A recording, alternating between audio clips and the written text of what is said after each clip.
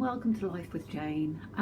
Today we're doing some baking and we are using some Scottish porridge oats. Any porridge oats will do, any form of oats. I'm just going to show you if anybody doesn't know what oats are, but whatever you make your porridge with, those are what oats are. You see in there? Open it up so you can see. Yeah, so like that. Now, I've got quite a few subscribers who need to have gluten free, so they can't have gluten. So if you put your oats in, this is just a blender. I've had it for a long time. It's a very cheap blender, and you literally just put them in and blend them. You will get oat flour. So we are going to be making some cookies with some oat flour for all the people that can't have gluten. And I assume, having sort of done a little bit of research, that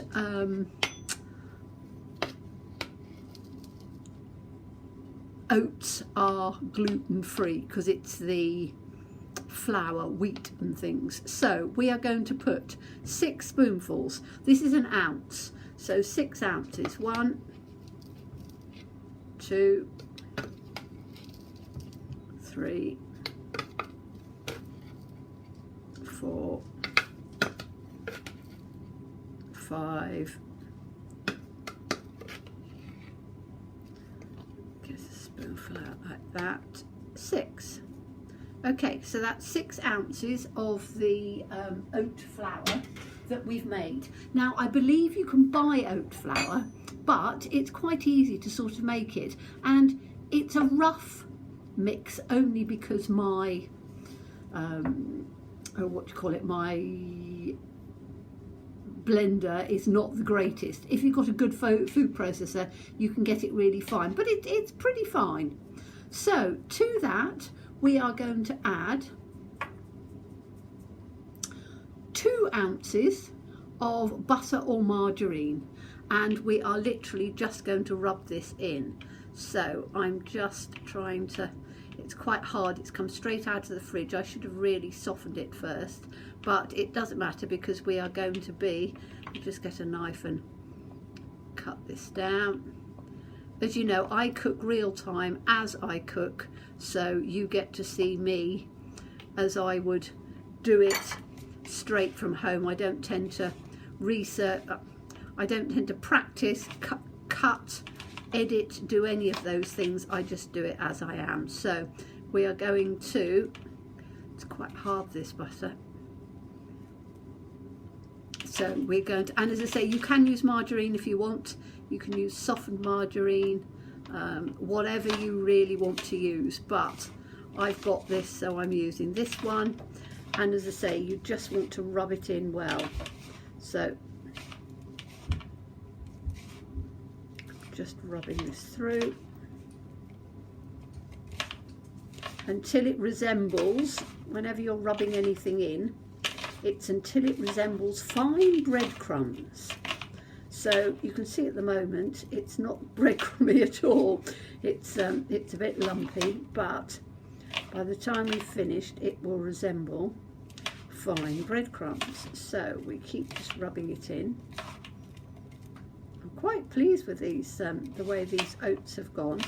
They probably could have been finer, but as I say, my blender is not the greatest, so it just goes as it is. So I'm literally just getting this, you can see how it's starting to rub in a bit.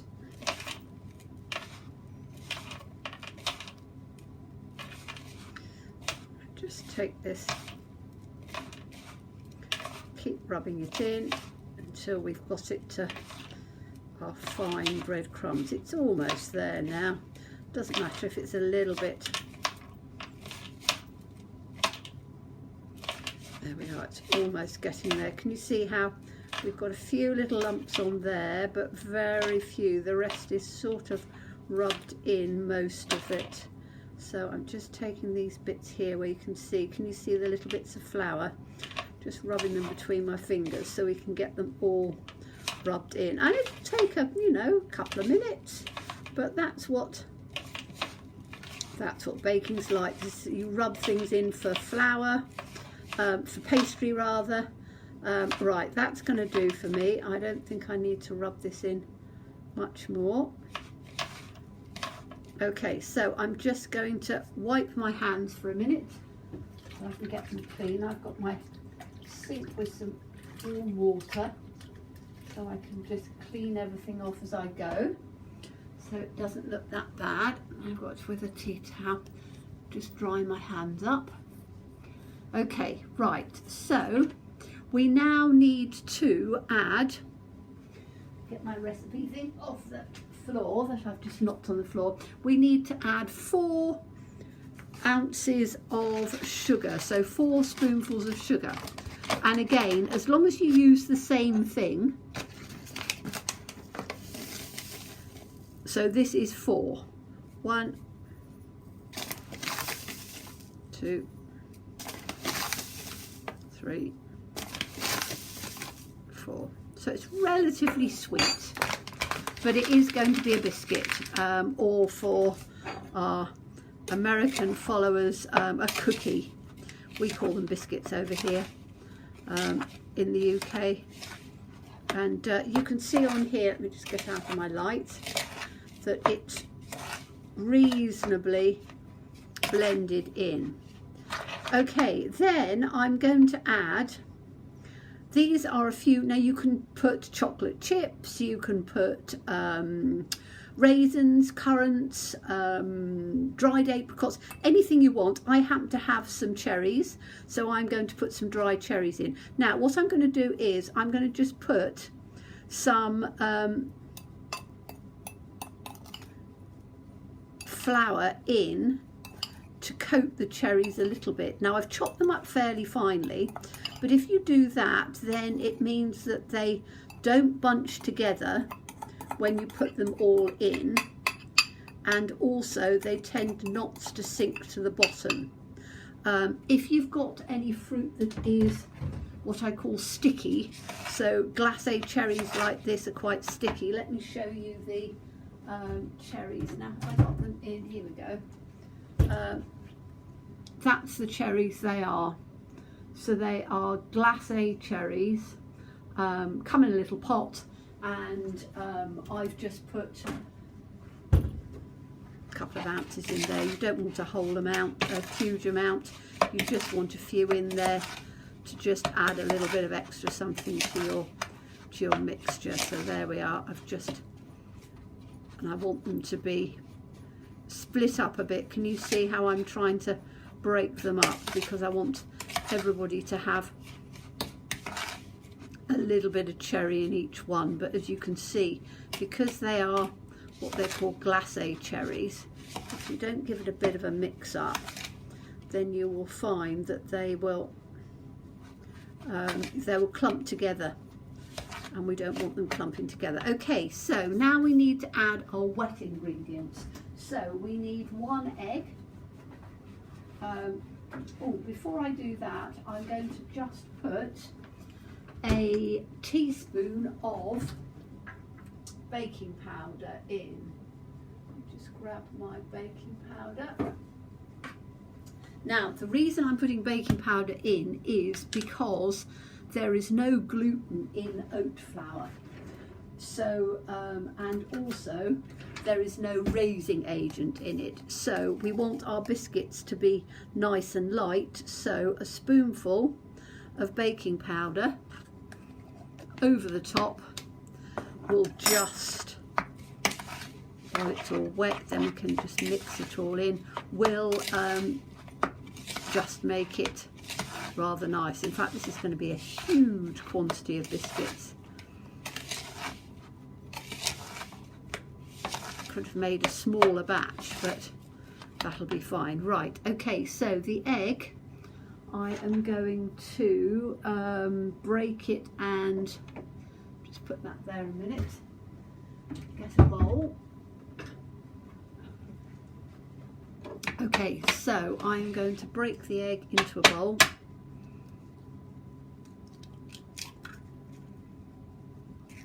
like that. And I want to add a couple of tablespoons of milk, but I'm going to do this first, so I'm just going to mix it up like that.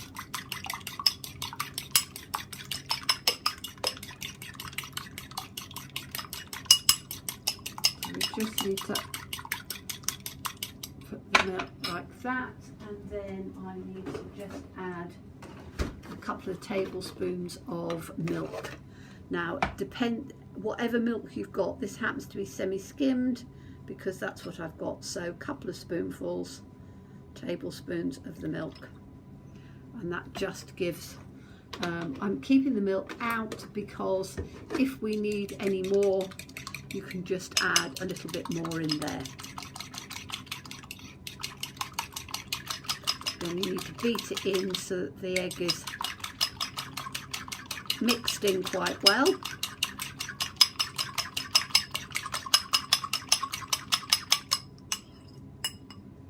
Okay, and then I can just put this straight in over the top, put that in my sink to wash up, and then we can just mix it all together.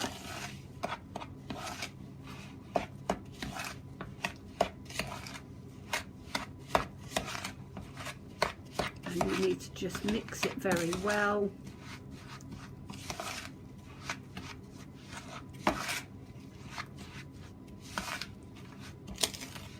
Whoops, he threw it all over the side.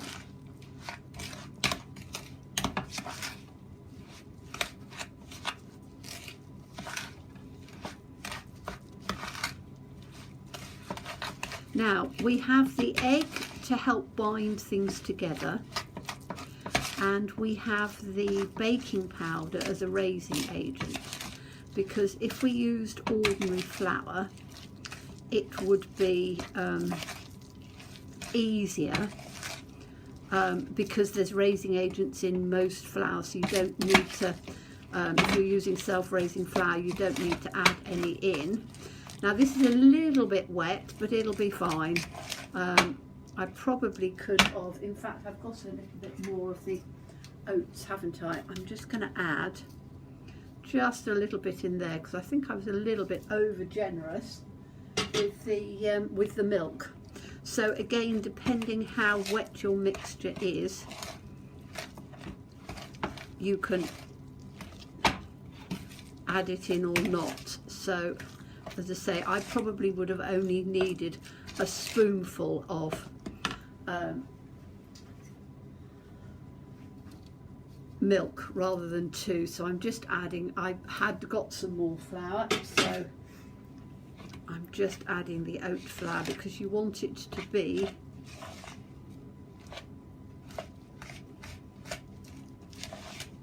and again it depends on the size of the eggs, all of those sorts of things. Now at this stage you can, if you wanted to, that's better, if you wanted to, you could leave it in the fridge to cool completely. You can freeze it as a dough and then refreeze it and bake it. I'm going to bake these ones now, and then because they're oat, they will be quite reasonably healthy, although we've got a lot of sugar in there, but you could reduce the sugar if you wanted to. Okay, so that's my mixture. Now what we need to do is we need to get a baking tray. So let me just grab a baking tray. Right, so I'm going to have a baking tray like this. Excuse me. And then I'm going to take some parchment paper.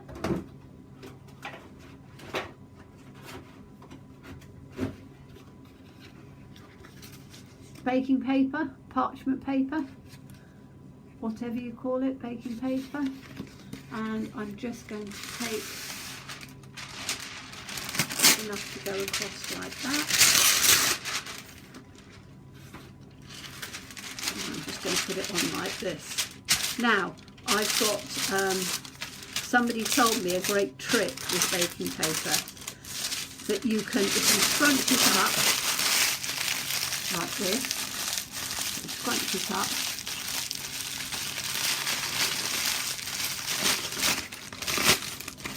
it goes out smoother. And if you want to, you can damp it as well. So let me just try that, because I'm going to do a, so I'm just going to take this in a minute.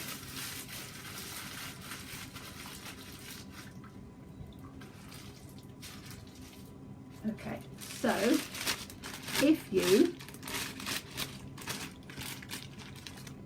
and it does work very well actually. You can't see me doing this, but I'm just, now what I want to do is to just dry it off a little bit. So this has been screwed up and dampened.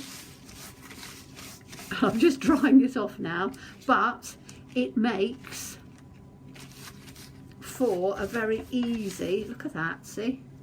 It will now fit in perfectly. So it's a little bit damp, but it doesn't matter that much. But can you see how that goes in beautifully?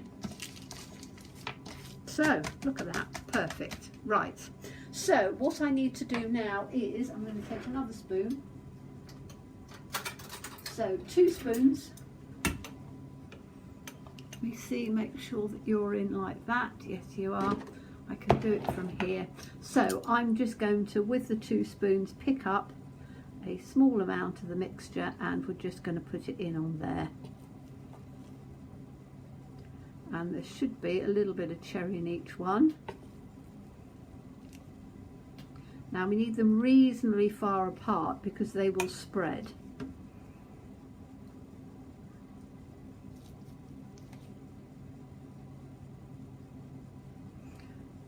So I'm just putting a little dollop on here. And they need to be, literally, that's the dessert spoon. A bit of a shadow on here because I'm the other side of my light. But most of you are very kind and don't mind about my light not being perfect. As I said to you, I bake as I tend to bake. Now this might be a little bit too close together, we'll have to see. I'm trying to get them all onto one pan, but I don't know whether I can.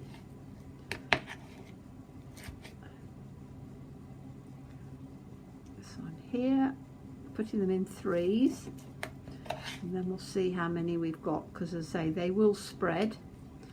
So cleaning my spoon out, I know you can't see this bit, but there's not a lot really to see apart from me spooning it up and put it in over here. So I'm just going to take this, bring that up a bit that way. I should get 2 more, one in there.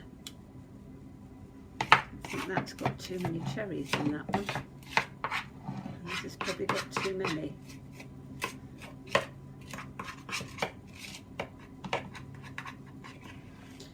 This last piece up like that, pop that in there.